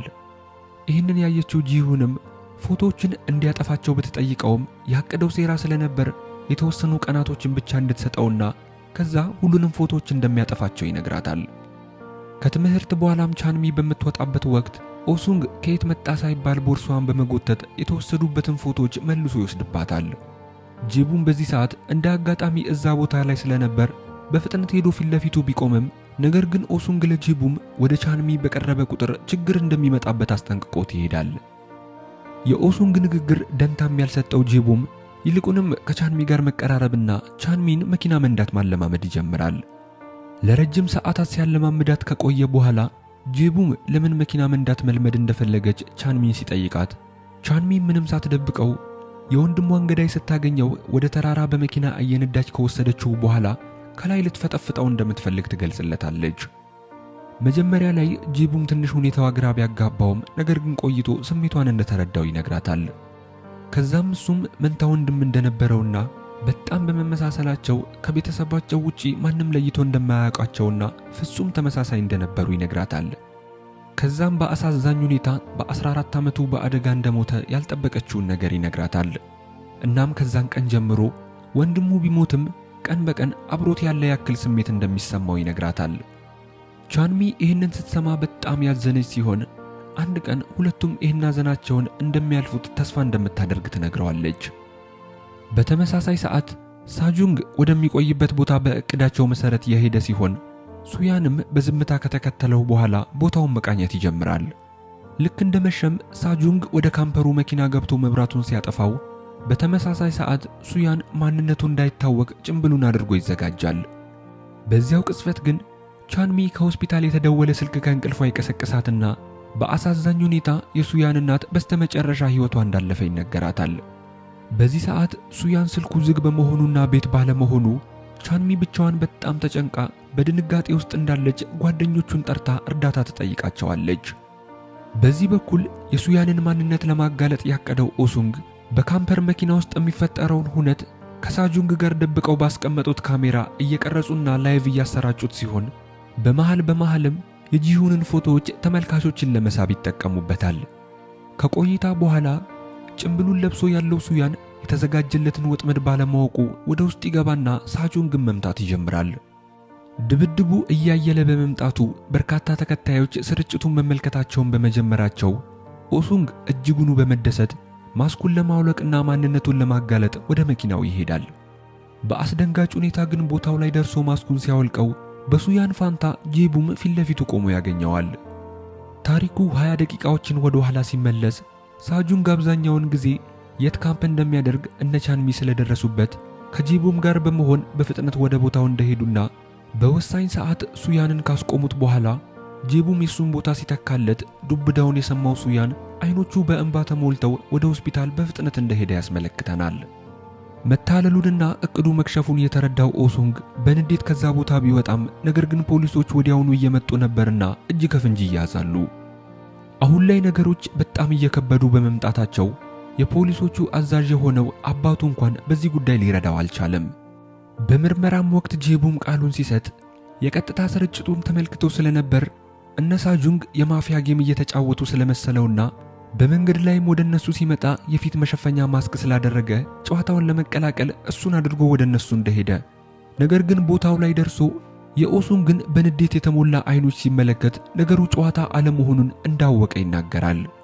ሳጁንግ በበኩሉ መኪና ውስጥ ሰው እየጠበቀ እንደነበር ቢናገርም ከኦሱንግ ጋር ግን ተባብሮ እየሰራ እንደነበረ ይደብቃቸዋል። ተረኛ የነበረው ኦሱንግም ወደ ውስጥ ገብቶ ሲቀባጥር መርማሪ ጂን ያቀዱት እቅድ ምን እንደነበር በቀላሉ ትደርስበታለች። እናም መርማሪ ጂን ኦሱንግ ባለጭምብሉን ሰው ማንነት ማጋለጥና ዋንሲያክን መደብደብና የጉጃንን ግድያ በሱ ሊያሳብቡ ሳያቅዱ እንዳልቀረ ግምቷን ስትናገር በድንጋጤ የሚናገረው ቃል ይጠፋዋል። ወዲያውም እንደምንም ራሱን ካረጋጋ በኋላ ራሱን ለማዳን ሲል ሱያን ትክክለኛው ገዳይ ነው በማለት ጉዳዩን ወደሱ ያላክከዋል። በሌላ በኩል ሱያን በጓደኞቹ እርዳታ ምክንያት ከታሰበለት ወጥመድ ተርፎ የእናቱ የቀብር ስነ ስርዓት ላይ ይገኛል።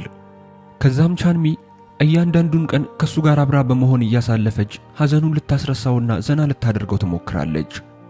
ማታ ላይም አብረው ምግብ በሚበሉበት ወቅት ቻንሚ በድንገት ወንድሟ ልኮላት የነበረን ፎቶ ስልኳ ላይ ታገኝና ምናልባት ወንድሟ ዋንሲያክ በዛን ጊዜ ፎቶ ላይ ከነበሩት 4 ወንዶች መሃል ከአንዳቸው ጋር ጓደኝነት ሳይኖረው እንዳልቀረ ጥርጣሬ ያድርባታል።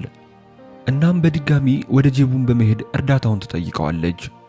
ጄቡምም ሳያሳፍራት እሺ በማለት ኦሱንግን በአዳራሽ ውስጥ እንዲገናኙ ከቀጠረው በኋላ ይገናኙና ጄቡም ከርቶት ስለነበር ኦሱንግን ይቅርታ እንዲያደርግለት ይጠይቀዋል።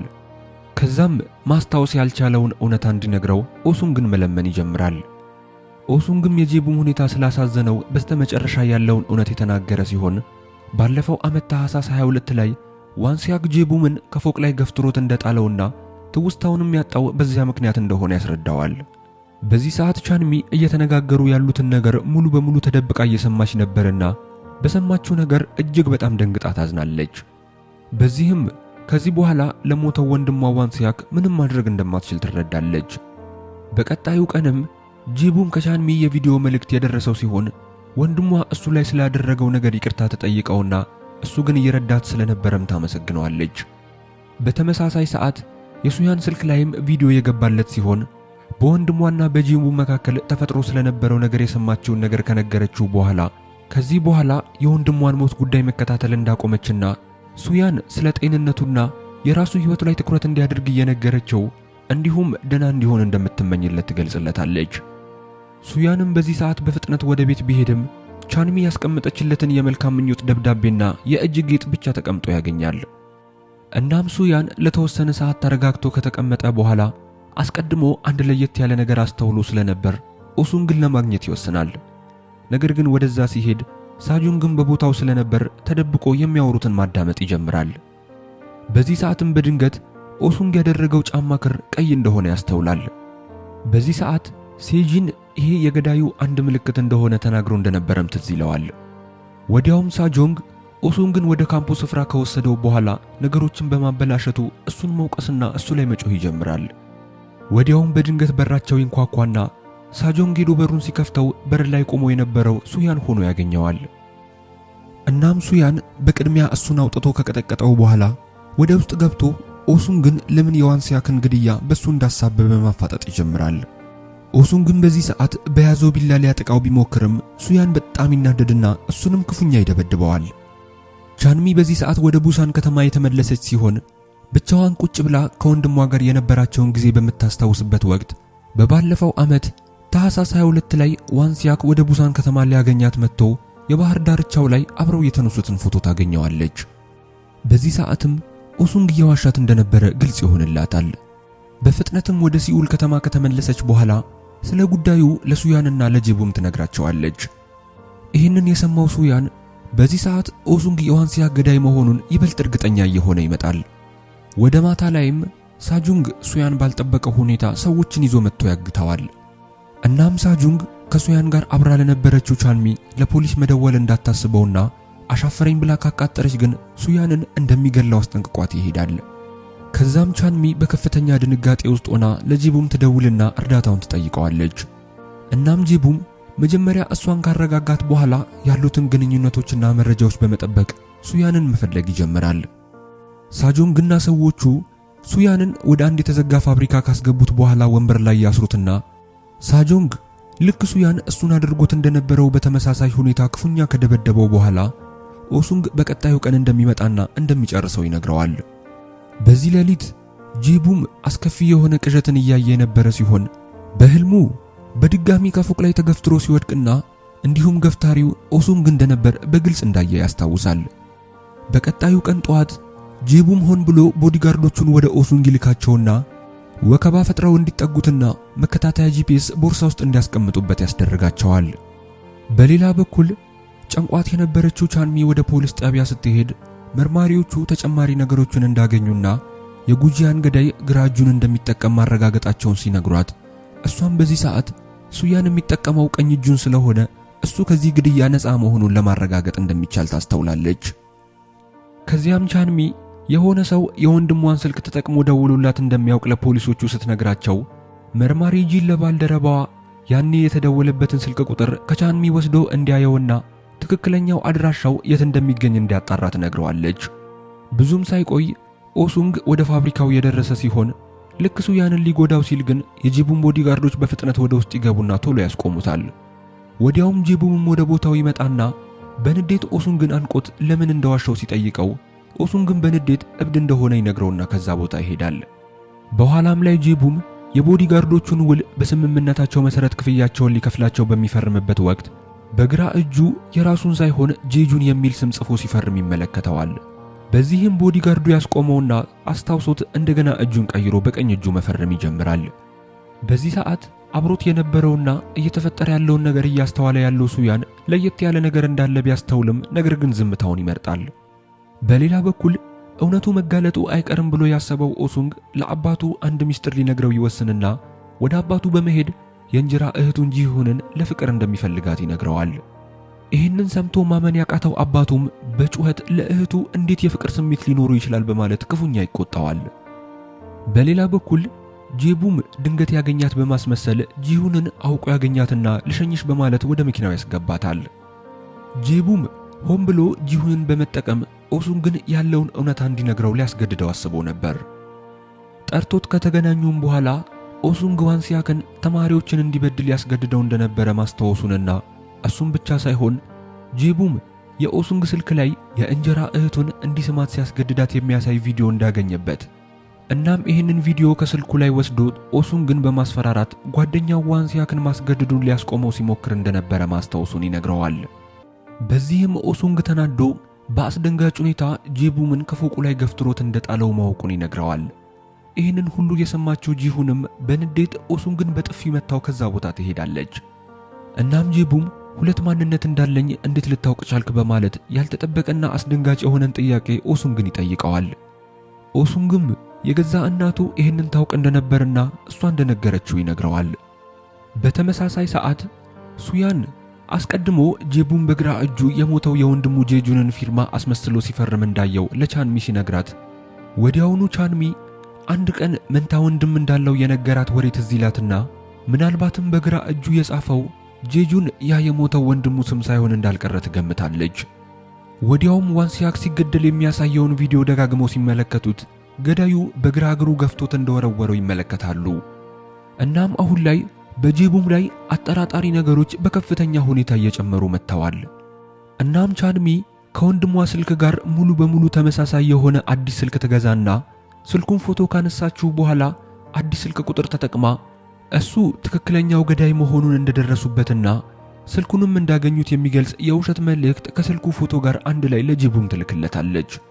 በዚያኑ ቅጽበት ሱያን ጄቡም በእጅጉ እንደተናደደና ልክ ሲናደድም ስልኩን በግራ እጁ እንደያዘው ተከትሎት ይመለከተዋል። የዛኑ ቀን ምሽትም ጄቡም አንድ ቆየት ወዳለ የፈረስ ማደለቢያ ቦታ ሄድና ደብቆት የነበረን አንድ ሳጥን ያወጣል። ልክ የዋንሲያክን ትክክለኛ ስልክም ደብቆት ከነበረበት ሳጥን ውስጥ ሲያገኘው ትልቅ እፎይታ ይሰማዋል። በድንገት ግን ሱያን ከየት መጣ ሳይባል ከጀርባው ቆሞ ያገኘዋል። ሱያክም ወዲያውኑ የዋንሲያክን ስልክ አምጣ በማለት ይጠይቀዋል። ነገር ግን በዚህ ሰዓት ኦሱንግም ከየት መጣ ሳይባል ከጀርባው ይመጣና ሱያንን ጭንቅላቱን ብሎ ይዘርረዋል። ከዚያም ኦሱንግ ከዚህ በፊት የጠፋበትን የቀድሞ የመጀመሪያ ስልኩን የጄቡም ሳጥን ውስጥ ያየዋል። ከዚያም በዚህ ሰዓት ጄቡምን ምስጋና ቢስ ነህ በማለት ክፉኛ ተናዶ ይጮህበት ይጀምራል። በስተመጨረሻም እስካሁን ተደብቆ የነበረው እውነታ የተጋለጠ ሲሆን ጄቡም ኦሱንግ መጥፎ ሐሳቦችን እያመጣ ጭንቅላቱ ውስጥ ሲያስገባ ስለነበር በሱ ምክንያት ሌላኛው ጨካኙ ማንነቱ ዋንሲያክን እንዲገለው እንዳደረገው በመናገር ኦሱንግን በመውቀስ የተደበቀውን ምስጢር ይናገራል። በዚህ ሰዓት ባለመስማማቸው ወዲያውኑ እርስ በርስ መደባደብና ኃይለኛ ጦርነት ውስጥ ይገባሉ። ከቆይታዎችም በኋላ ሱያን ከወደቀበት ሲነቃ በቦታው ላይ ማንም እንደሌለ ያስተውላል። ወደ ቤትም እንደተመለሰ ለቻንሚ የዋንሲያክ ስልክ ጄቡም ጋር እንደሆነ ይነግራታል። ከዚያም በኋላ ጄቡም የት እንደገባ እስከማይታወቅ ድረስ የተሰወረ ሲሆን ፖሊሶችም ከዚህ በፊት በዋንሲያክ ስልክ ወደ ቻንሚ ሲደውል የነበረው ጄቡም እንደሆነ ይደርሱበታል። ከዚያም በተጨማሪ የጄቡምን የሰውነት ቅርጽ ሲመለከቱ ከጉጂያን ገዳይ ከሆነው ማንነቱ ካልታወቀው ተጠርጣሪ ሰውነት ጋር ይመሳሰልባቸዋል። በዚህ በኩል ሱያንና ቻንሚም ጄቡምን ለመያዝ የወሰኑ ሲሆን ሱያን ጂሁንን እንደምንም ብሎ በወንድሟ ኦሱንግ ቦርሳ ውስጥ መከታተያ ጂፒኤስ እንድታስቀምጥ ያስማማታል። በሌላ በኩል ቻንሚ ኦሱንግን እንዲያገኛት ታደርግና እሱን ለማታለል ስትል ከዚህ በፊት ገዳዩ እሱ እንደሆነ አድርጋ ስታስብ ስለነበር ይቅርታ እንዲያደርግላት ትጠይቀዋለች። ከዚያም ያለፈው ቀን ማታ ለምን ወደ ፈረስ ማደለቢያ እንደሄደ ስትጠይቀው እሱም እንደዚህ ብላ የጠየቀችው ሱያን ያኔ አይቶት እንደሆነ ስለገባው ከጀርባው የመታው እሱ እንደሆነ ያምንላታል። በዚህ ሰዓት ቻንሚ የሚያወሩትን ነገር በስልኳ እየቀዳችው ሲሆን እሱ ግን ይህንን አላወቀም ነበር። እናም ቻንሚ በፍጥነት ወደ መርማሪ ጂን ከደወለችላት በኋላ ፖሊሶች በድጋሚ ኦሱንግን እንዲመረምሩት ትጠይቃታለች። ቢሆንም ግን ኦሱንግ አሁንም ምንም ነገር እንዳላደረገ ይክዳል። በዚያኑ ሰዓት ሴጂን ከአሜሪካ ወደ ኮሪያ ተመልሶ ስለመጣ ቻንሚን አግኝቷት ከዋንሲያክ ጋር የነበረውን እውነተኛ ግንኙነት ይነግራታል። በሚያሳዝን ሁኔታ ሴጂንና ዋንሲያክ አንድ ስህተት በትምህርት ቤት ውስጥ ሲሰሩ ኦሱንግ በድንገት እንዳያቸውና ድርጊታቸውን ደርሶ ፎቶ እንዳነሳቸው በፎቶዎቹም በማስፈራራት ዋንሲያክን ቆሻሻ ስራዎችን ሳይቀር ሲያሰራው እንደነበርና ሚስጥራቸው ይሄ እንደነበረ ይነግራታል። እናም ዋንሲያክን ከኦሱንግ ሊጠብቀው ሲሞክር የነበረው ሌላ ማንም ሳይሆን ጓደኛው ጄቡም እንደነበረ ይነግራታል። ይሄ ነገር ትንሽ ያስደነገጣትና ዱብዳ የሆነባት ቻንሚ በደንብ አድርጋ እውነታው ላይ ለመድረስ የሚያውቀውን ነገር ሙሉ በሙሉ በደንብ አድርጎ እያብራራ እንዲነግራት ትጠይቀዋለች። በሌላ በኩል መርማሪዎቹ አሁን ላይ ግልጽ የሆነ የምስል ቅጂ ስላገኙ ገዳዩ ጄቡም እንደነበረ በደንብ ያረጋግጣሉ። በዚህ በኩል የሱያን ጓደኛ የሆነችው ሶዮን በትርፍ ሰዓቷ ስራ ትሰራ ነበርና ለረጅም ጊዜ ተደብቆ የቆየው ጄቡምን ጀልባ ላይ ከርቀት ሲደበቅ ትመለከተውና ለጓደኛዋ አጁንግ በመደወል ወደ ቻንሚ ሄዳ ያየችውን ነገር እንድትነግራት ትነግራታለች። ይህንን የሰማችው ቻንሚ ጊዜ ሳታጠፋ ሽጉጧን በመያዝ ጄቡምን ለማግኘትና ለመግደል ወደዛ ትሄዳለች። ጄቡምንም ባገኘችው ሰዓት በሚገርም ሁኔታ ንጹህ ሰው ለመምሰል እየሞከረ ሲሆን ውስጡ ያለው ሌላኛው ማንነቱ ዋንሲያክን ከህንፃው ላይ ገፍትሮ እንደገደለውና ያኔ በወንድሟ ስልክ በሚደውልላት ሰዓት የሰማችው የስልክ ጥሪ አጠገቡ ከነበረው የኦሱንግ ቦርሳ ውስጥ እንደመጣ በትህትና ይነግራታል። ወዲያው ግን ባልተጠበቀና በአስደንጋጭ ሁኔታ እውነታውን እየተናገረ ውስጡ ያለው ሌላኛው ማንነቱ ይቀሰቀስና የአይምሮ ችግር ያለበት ጄቡም በከባዱ ዛጓር ቻንሚን ያጠቃት ይጀምራል። በኋላም ሽጉጡን ነጥቋት ጭንቅላቷ ላይ ይደቅነውና ጉጂያንን እንዴት እንደገደለው ይነግራት ይጀምራል። እዚህ ጋር ታሪኩ ወደ ኋላ ተመልሶ የግድያው ቀን የነበረውን ክስተት ሲያስመለክተን የዛን ቀን ጄቡም ከጓደኛው ሱያን ጋር ወደ ቅርጫት ኳስ ጨዋታ ለመሄድ ያቀዱና ተስማምተው ጥቂት ገዝተው የነበረ ሲሆን በሰዓቱ ጓደኛው ኦሱንግ ይህንን ጉዳይ ሲሰማ በንዴት ከዛ ቦታ ጥሎት ይሄዳል። በሰዓቱ ጄቡም ኦሱንግ የጣለበትን ትኬት ከመሬት ላይ ሲያነሳው ኦሱንግ አብሮት የጣለውን የካፌ ደረሰኝ ያገኘውና ዝም ብሎ አንስቶ ኪሱ ውስጥ ከቶት ይወጣል። ነገር ግን የዛን ቀን ማታ ሱያን ጉጂያንን የማሳመን ተልዕኮ ስለነበረበት የነበረባቸውን ቀጠሮ ረስቶት ነበርና ጄቡም ሱያን ባለመምጣቱ እጅግ በጣም ይናደዳል። ከዛም ሎኬሽኑን አጣርቶ ሱያን ወደ ነበረበት ሱቅ መሄድ ይጀምራል። እዛም ሲደርስ ግን ሱያን ሲወጣና በድንገት ጉጂያን መታሰሩን ይመለከታል። ነገር ግን የጉጂያንን አይን ሲገልጥለት ጉጂያን ፍጹም በተሳሳተ መልኩ ሁሉንም ያደረገውና የደበደበው ጄቡም ስለመሰለው ፖሊስ ጠርቶ እንደሚያስጠፈንገው በመናገር ስላስፈራራው በፍርሃቱ ምክንያት በድንገት የጄቡም ሌላኛው ማንነት እዛው ጋር ይቀሰቀሳል። ከዚያም ሊገለው በሚታገልበት ቅጽበት ያቺ ውዥንብር የፈጠረችው ደረሰኝ ከጄቡም ኪስ ውስጥ ወድቃ እዛ ቦታ ላይ እንደወደቀች ያሳየናል። ከዚያም ታሪኩ ጀልባው ላይ ወደ ነበረው ትንቅንቅ ሲመልሰን ቻንሚ ጄቡም እንደዚህ አይነት የእብድ ሥራ ሊሰራ እንደማይችል እንደምታምን ነግራው ውስጡ ያለውን ማንነቱን የጄጁን መንፈስ ጓደኛዋ ጄቡምን እንዲተው በምትማጸንበት ወቅት ጄቡም በድጋሚ ወደ ራሱ መመለስና መረጋጋት ይጀምራል።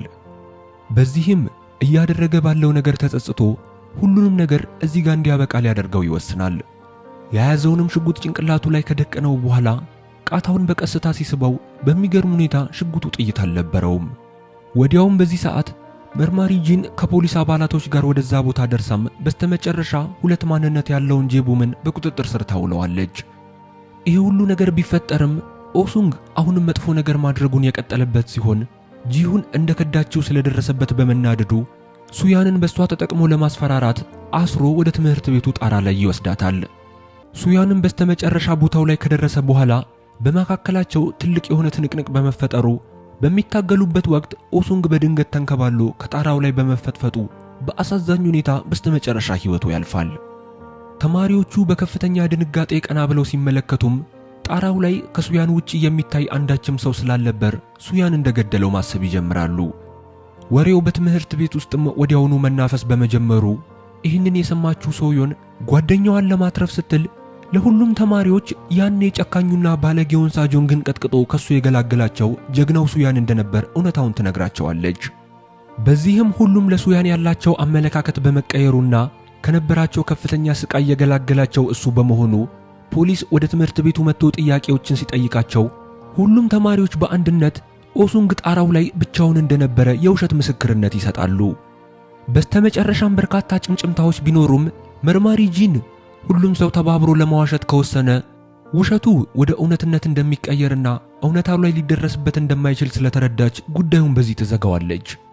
በስተመጨረሻም ከዚህ ሁሉ ውጣ ውረድ በኋላ ሁኔታዎች እንደተረጋጉ ሱያን ወደ ትምህርት ቤቱ መልቀቂያን ያስገባል። ተማሪዎቹም በፍቅር በተሞላ ሁኔታ የተሰናበቱት ሲሆን በስተመጨረሻም የወንድሟን ገዳይ ያወቀችው ቻንሚ ሱያን በሚጀምረው አዲስና ሰላማዊ ሕይወት እስከ መጨረሻ ከጎኑ ስትሆንና እጅ ለእጅ ተያይዘው ሕይወታቸውን ሲቀጥሉ እያስመለከተን ታሪካችን በዚህ ይጠናቀቃል። ቤተሰቦች ፊልሙን እንደወደዳችሁትና አሪፍና ምርጥ ጊዜም እንደነበረን ምንም አልጠራጠርም። ሁላችንም ይህንን ቪዲዮ ላይክ እያደረግነው አዳዲሶችም ቻናላችንን ሰብስክራይብ በማድረግ አዳዲስ ፊልሞች ሲለቀቁ እንዲደርሳችሁ ማድረግ ትችላላችሁ። በቀጣይ በአዲስና በሌላ ምርጥ ፊልም እስከምንገናኝ ቸር ቆዩልኝ።